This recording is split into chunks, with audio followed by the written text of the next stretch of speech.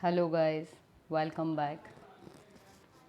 आज की वीडियो में हम जस्ट बात करने वाले हैं कि क्योंकि अभी एग्ज़ाम्स चल रहे हैं और जब भी कोई पेपर दे के आते हैं हम तो हमारे साथ दो बातें होती हैं। या तो हमारा जो पेपर था उससे जो हमने एक्सपेक्ट किया था कि भैया हम इतना अच्छा कर लेंगे, वो या तो हम उतना अच्छा कर लेते हैं या फिर एक्सपेक्टेशंस से थोड़ा कम अच्छा जाता है हमारा पेपर।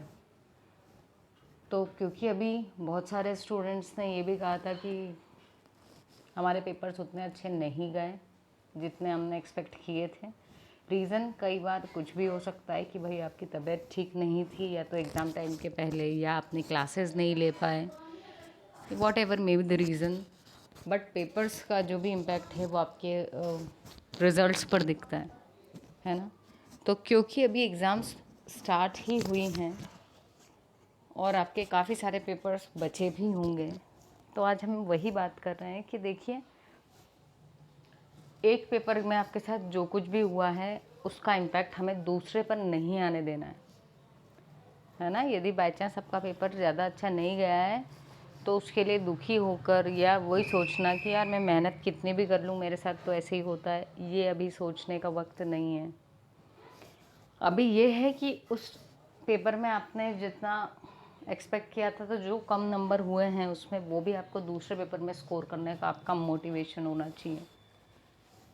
ठीक है, क्योंकि हम जब ट्राई करना छोड़ देते हैं तब ऑब्वियसली फेल ही होंगे, है ना। फेल होने का मतलब यही नहीं कि एग्ज़ाम में फेल, बट यदि हम कोई भी काम को ट्राई ही नहीं करेंगे और खुद से पहले ही सोच लेंगे कि यार अपने साथ तो ऐसे ही होता है, तो हम उतना अच्छा परफॉर्म नहीं कर पाएंगे, है ना।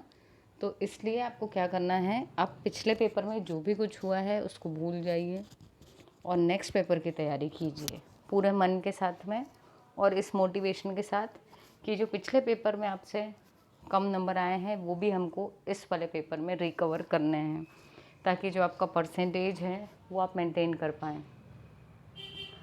और खुद में भरोसा रखो यार, ठीक है, हो गई गलती हो गई हैं। यदि आप खुद ही खुद में भरोसा नहीं रखेंगे तो दूसरे आप में क्यों बिलीव करेंगे कि हाँ yes you can do it, है ना।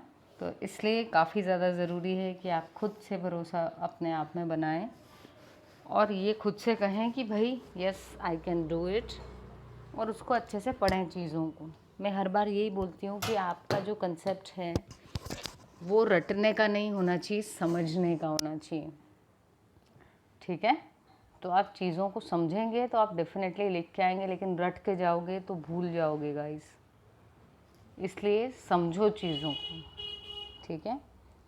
और उस टाइम को याद करो जब आपने सोचा था डे 1 इस सेमेस्टर का या इस ईयर का, अगर आप ईयरली में हैं तो, जब आपने सोचा था कि इस बार मैं बहुत अच्छे से पढ़ूंगा, है ना। तो वो पढ़ने क्यों वाले थे आप, ताकि आपकी एग्ज़ाम्स अच्छी जाए।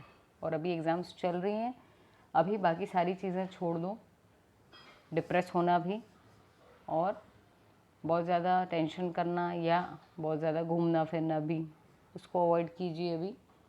ठीक है, कुछ समय अगर आप अभी दे देंगे अपने स्टडीज़ को, देन हालांकि ये भी है कि हमारे रिज़ल्ट्स या हमारे मार्क्स ही ये नहीं बताते हैं कि हम कितने अच्छे हैं या कितने स्किल्ड हैं, बट क्योंकि हम काफ़ी सारे कॉम्पिटिटिव एग्ज़ाम्स या प्लेसमेंट्स को फेस करने वाले हैं आगे, और वहाँ पर वो लोग क्राइटेरिया रखते हैं कि थ्रू आउट एकेडमिक्स आपके इतने परसेंटेज होना ज़रूरी हैं। कुछ कंपनीज रखती हैं 60%, कहीं 65, ऐसे कुछ परसेंटेज रहते हैं। तो इसलिए परसेंटेज की भी बात करते हैं हम कि भाई आपके रिज़ल्ट्स अच्छे आएँ और एक पर्टिकुलर परसेंटेज का क्राइटेरिया आप कवर अप करते हुए आएँ। अदरवाइज़ कभी भी किसी के भी मार्क्स जो हैं उस पर्सन को डिफ़ाइन नहीं करते, है ना। हमने बहुत सारे जो सेलिब्रिटीज़ हैं उनको भी देखा है कि उनका एजुकेशन चाहे कितना ही कम रहा हो, वो अपने फील्ड के महारथ ही रहे हैं, है ना। तो अब आपको क्या करना है, अब आपको नेक्स्ट पेपर के लिए एकदम भिड़ जाना है, लग जाना है तहे दिल से पढ़ाई में, ठीक है। And never stop trying learning, और फाइट करना भी नहीं छोड़ना है, क्योंकि लाइफ है तो फाइट है, राइट।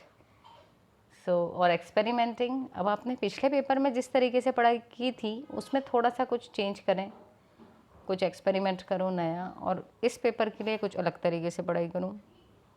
अगर आपने उसमें सिलेक्टेड टॉपिक्स ही पढ़े थे तो इसमें एक बार तो एटलीस्ट आप पूरा सिलेबस देख लो, और उसके बाद में फिर इम्पॉर्टेंट, ताकि अगर आपने जो पढ़ के गए हो इम्पॉर्टेंट उसके अलावा भी कुछ आ गया तो आपको एक छोटा आइडिया तो रहे कि इसमें मैं क्या लिख सकता हूँ।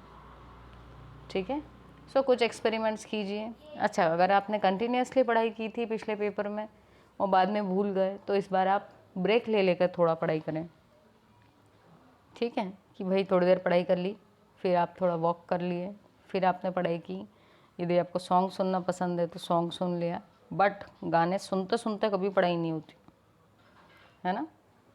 सो अगर आप अपना पूरा 100% देंगे तो डेफिनेटली मिरेकल विल हैपन, और जो आपके नंबर पिछले पेपर में कम रह गए हैं या उसमें भी अच्छे आए थे, दोनों ही केसेस में आपके नेक्स्ट पेपर में भी अच्छे नंबर आएँ, यही हमारी आपको विशेस हैं। और यदि पिछले पेपर का कोई पेन बकाया रह गया हो तो आपको उससे ऊपर उठना है और स्टॉप नहीं होना जब तक कि आप कंप्लीटली चीज़ों को अचीव ना कर लें या आपकी एग्ज़ाम्स ओवर ना हो जाएं, है ना। तो आपको यही ध्यान रखना है कि पिछले पेपर का जो भी आउटकम रहा हो उसका नेक्स्ट पेपर पे इम्पैक्ट नहीं आने देना है। पॉजिटिवली आने दे रहे हो तो बहुत अच्छी बात है, बट नेगेटिव इम्पैक्ट बिल्कुल नहीं आने देना है। सो मुझे लगा, क्योंकि कुछ स्टूडेंट्स मुझे नर्वस दिखे थे, मेरी बातचीत भी हुई थी उनसे फेस टू फेस। सो कई बार हम मिलकर इतना नहीं डिस्कस कर पाते, टाइम नहीं होता है टीचर्स के पास में भी, तो इसलिए ये सभी के लिए एक छोटे से मेरी तरफ से एक बातचीत थी, आपको मोटिवेट करने के लिए कि कोई मैटर नहीं पिछला पेपर कैसा गया, आगे की तरफ बढ़ो, है ना। बीती ताही बिसारी दे, आगे की सुधि ले, मतलब आगे की सुध लो, जो बीत गया वो बात गई। ठीक है, तो चलिए गाइस, आई होप आप सबके पेपर्स बहुत अच्छे जाएं and wish you all the best. मिलते हैं अपने नेक्स्ट वीडियो में। एंड हाँ, यदि चैनल सब्सक्राइब नहीं किया है तो इसे ज़रूर सब्सक्राइब करें और दोस्तों से भी शेयर करें, स्पेशली उस दोस्त से ज़रूर शेयर करें जो अगर ज़्यादा ही टेंस्ड है या डिप्रेस्ड है पिछले पेपर को लेकर। सो थैंक यू गाइस, मिलते हैं अपने नेक्स्ट वीडियो में।